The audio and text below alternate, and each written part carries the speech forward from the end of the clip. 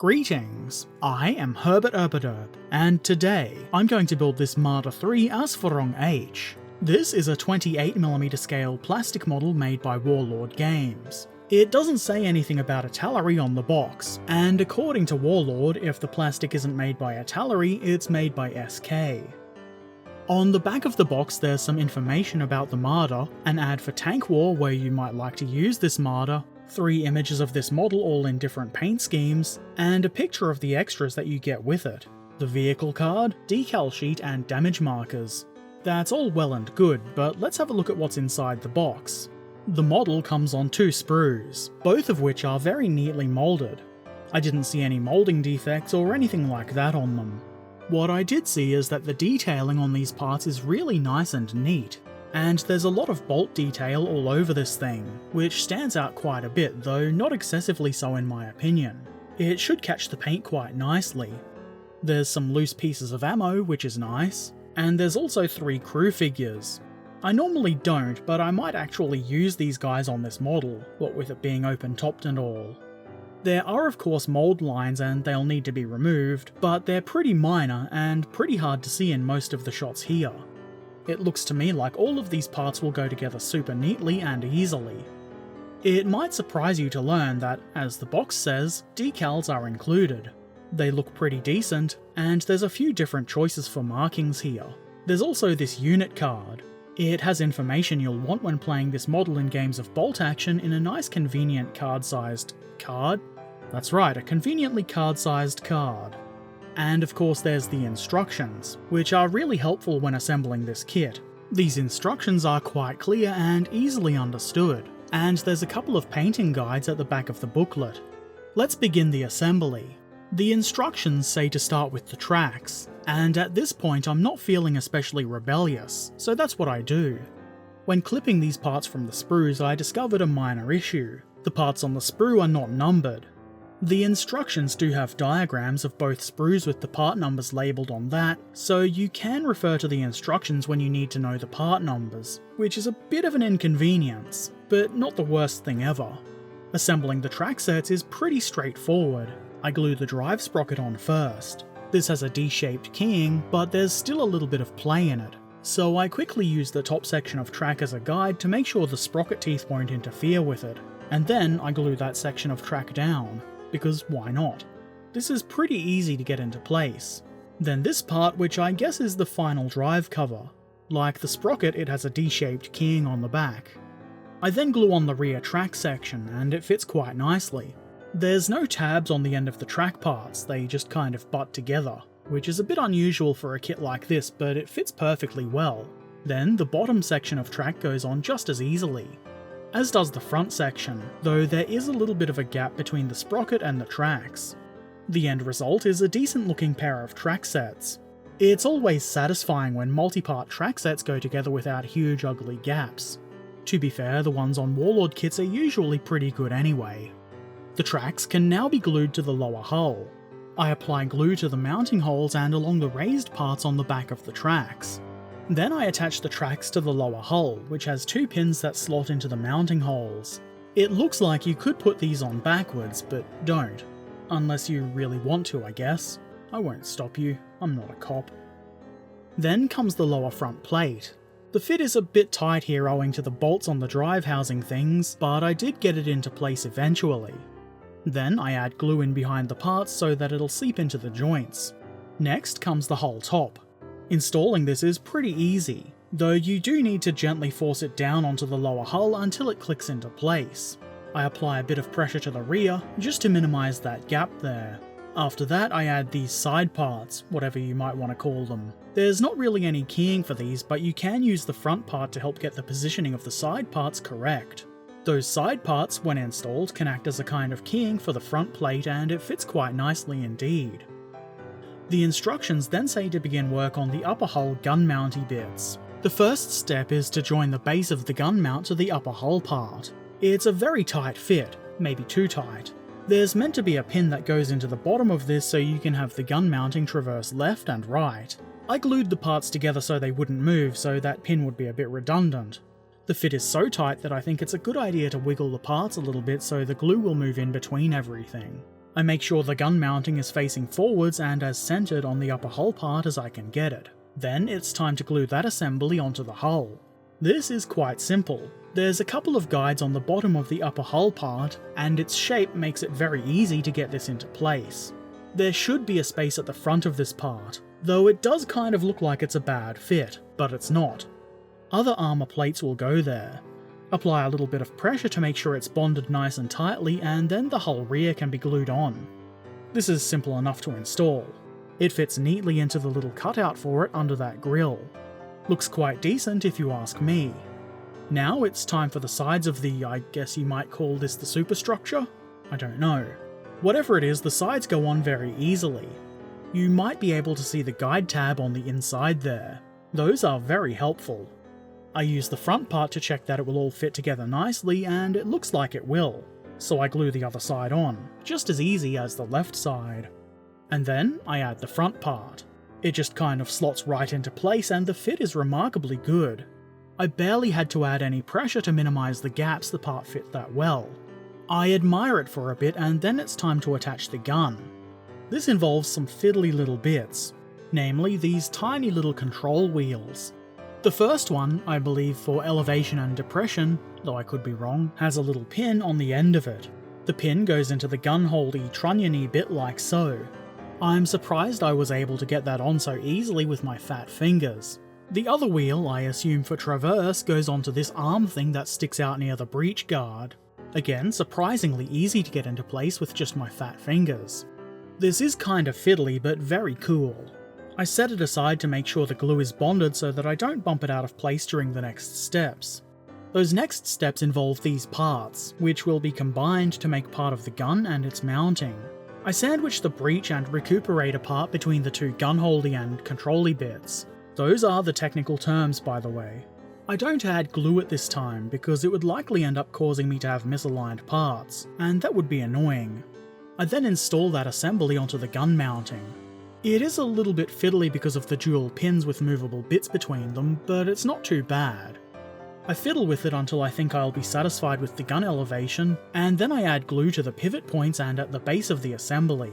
It's not too much of a stretch to imagine how the gun might look, so I'm fine lining this up without the gun installed, but the instructions do say that the gun is the next step, so if that matters to you, you can always do the gluing later. The end of the gun barrel is unfortunately flat, so I drill it out, and then I use another bit to make it a bit bigger, very professionally using my fingers because the bit wouldn't fit into my pin vise. And then I use my knife to make the hole even bigger. I'm sure the opening isn't perfect and it's probably not quite the right size, but it'll do. It still looks a lot better than a flat, solid gun barrel would. After cleaning up the gun, it can then slot into the big slot on top of the recuperator things, and it fits very well. I apply a bit of pressure to try and minimize the gap towards the gun breech, but it isn't too bad and probably won't really be visible anyway. It really is quite a big gun. I wonder if they might be compensating for something. Compensating or not, it is a bit exposed, so how about a gun shield? That'd be nice, wouldn't it? This comes as 3 parts that go on very easily. There's a raised protrusion on the inside of the shield sides that butts up against the raised part on either side of the mounting. This is incredibly easy to get on, and it lines up very nicely with pretty much no effort. Once both side parts are installed, the front plate can then go on, and it does that with no gaps. I didn't even need to apply pressure. I really like how this went together. Very nice. Now for some very fiddly bits, like whatever this thing is. Tweezers were essential for this, and it was very fiddly to get it in place. It took a lot of nudging, and it took a lot of time, and in the end I'm not sure I got it into the right position anyway, but really, it'll do. It was frustrating enough to do this so that I kind of stopped caring about getting it perfect. Next comes this more straight and slightly less fiddly bar thing. This was still annoying to install. And of course there are similar parts for the other side of the gun too. I didn't film myself installing those, but I'm sure you get the idea. I'm sure you could get away with leaving these parts off, but I figured I started installing them so I might as well finish installing them, quite annoying though they were. It might actually be worth gluing these onto the back of the armor plates before adding those to the model, though that might be really fiddly too, in fact it probably would be. The other option, of course, is just omitting them completely, though I do appreciate the extra detail, even though I have no idea what they are or what they do. Now for some slightly less fiddly bits. I glue in this whatever it is. It goes here. The instructions make it look like it should be sitting right down in those rectangular things, but it doesn't quite go down that far. Whatever it is, it looks okay to me where I've put it. Then comes this roll bar, or rather it's probably for a tarp or some other kind of temporary roof or something. Either way, it's very easy to put this part on. Next come two of these, I guess, ammo racks? Whatever they are, they go into the sides here. They're kind of fiddly to get into place. It probably would have been easier to put these in before the gun and gun shield, but I was following the instructions and so that's the way I did it. I then add these, either they're antennas, or I think more likely poles to hold up a canvas roof or something. These go into place very easily. I was actually kind of surprised by this, to be honest. The poles look good, though they might be quite easy to break off, so do be careful with them. Next comes this baskety thing at the rear of the vehicle. This goes into the two mounting holes very easily. I wonder if this function does crew seating. It kind of looks like it has backrests. The instructions show this with ammunition in it, and there are a couple of rounds of ammo on the sprue that you could use for this. I'm going to leave those on the sprue so I don't lose them before painting. Painting these separately is probably a good idea anyway. Then it's time to glue on this ring that goes around the machine gun port. This is shaped such that you can't really put it on wrong, unless you put it on completely backwards, but you probably don't want to do that anyway. You would assume that the machine gun would be the next part to install, but you'd be wrong. I mean, you could put it on now, but I'm following the instructions, so I'll do it later. Instead, the next part to install is the travel lock for the gun. This is pretty easy to install, though do be sure that you mount it the right way up. I always thought these looked kind of weird, just sort of sticking out there. Next come some rear details. I add the muffler, which is pretty easy. There are two pins that fit into the slot on the back of the muffler. There is a little bit of play in the part, but it shouldn't really affect how you position it anyway. And then I add these two things. I have no idea what they are, but they're not too hard to get into place, though I would suggest using tweezers for this kind of thing, of course. Then I put this fire extinguisher on the left rear platey bit. This was easy enough, and it looks very fire extinguisher-y. Next I install a few hooks, I guess for towing and other hook related tasks. These are quite tiny and fiddly, but aren't too hard to install thanks to the power of tweezers. Also gentle nudging. They look pretty decent. I think it might be cool to add some chain or maybe some rope to these or something like that, just to add a bit of interest. Then this smoke generator box thing, or at least that's what I'm led to believe it is. There's a slot in the round thing on the back of the hull into which this should be glued, nothing too challenging here. Moving to the front, I install more hooks here, and these are just as easy to install as the hooks on the rear. Then comes this pole thing with a ring on top. I don't know what this is, maybe it's a radio antenna? Whatever it is, it looks pretty good and was quite easy to get into place. I follow that with the convoy light, which is also easy. Just takes a little bit of nudging until you get it somewhere close to vertical, and then I finally add the machine gun. It's a bit of a tight fit to get this into place, but I did eventually get it in. It might be a bit easier to do this before adding the gun travel lock. Sometimes rebelling against the instructions makes things a little bit easier. Spare track links come next. These have a couple of pins that fit into the two holes on the lower hull front. The fit is easy and they look quite good. I've added so much detail already, but there's still more to come. I add this toolbox here, making sure to have the latch details facing outwards. I push this as far back as I can so that it won't interfere with the jack too much, which I then install here. It was a little bit fiddly and there's no guide for it, but with a bunch of prodding and nudging I got it into what I think is a good place. And then, step Z. Yes, there were that many steps in this kit. In step Z, it seems like all you do is look at the model and say, "Hooray! Model completed," unless I'm missing something. But we're not done yet. I am going to build the crew figures. These go together quite easily, though I think they'll need a little bit of putty to fix shoulder gaps and things like that. The commander comes in two parts and has binoculars. Looks appropriate for the Marder, I guess. The gunner is slightly more tricky to assemble, but not by a whole lot. He's kneeling, which makes me think just how uncomfortable it probably would have been to be a gunner on this vehicle. I think he's going to need the most filling with green stuff of the 3 crew figures, but he does look okay. And finally, the loader.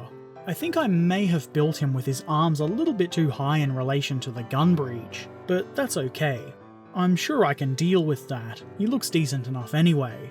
And with that, the Marder III Ausf H kit by Warlord Games is now complete. I think I might actually use the crew for this tank, which is unusual for me. I might decide against it later, but for now I think I will. That said, I definitely want to paint them separately, so I haven't glued them into the fighting compartment yet. They might actually obscure some of the parts in the forward fighting compartment behind the gun shield that might be very fiddly to paint. In my opinion, this model looks really good, and I think it might be one of my favourite Warlord kits so far. I don't have another Marder III in this scale to compare this model with, but I feel like it would stand up very well to any other Marders in this scale. The detail is great, and there's a lot of it, more than some might say is necessary on a wargaming kit, but I don't see that as a bad thing. That said, it is certainly going to be a challenge to paint. The first challenge being deciding on what paint scheme I want to use. While I have a lot of praise for this kit, I do have some minor complaints, mostly with the instructions. Some of the steps just seem a bit out of order. Surely it would make sense to install the machine gun at the same time as the ring around it, and the ammo rack things before the gun shields go on. Not really huge problems at all, just some things seem a little odd and not thought out fully. It's not like it's something that would stop you from getting the model completed. I was also a little bit annoyed that there were no part numbers or markings on the sprues. Having to flip to the front of the instructions to consult the diagram for part numbers was a little bit frustrating from time to time, though I do appreciate that it was there, otherwise you'd just be stuck guessing. Again, a minor issue that barely detracted from my enjoyment of the build, and I did quite enjoy this build, and I would happily recommend this kit to anyone that's looking for a 28mm scale Marder. So what do you think of this kit? Have you built it? Do you think it might be a little bit too complicated, or not complicated enough? Let me know what you think in the comments section below. Also, be sure to do all the other things like subscribing here on YouTube, following me on social media, and watching me live stream on Twitch. And if you really like the things I do, please consider helping to support the channel over at Patreon, or maybe even buying a shirt or a mug from my merch store. Links to all of those things are in the description below. And as always, I shall return soon. So until then, be excellent to each other and thanks for watching. Farewell.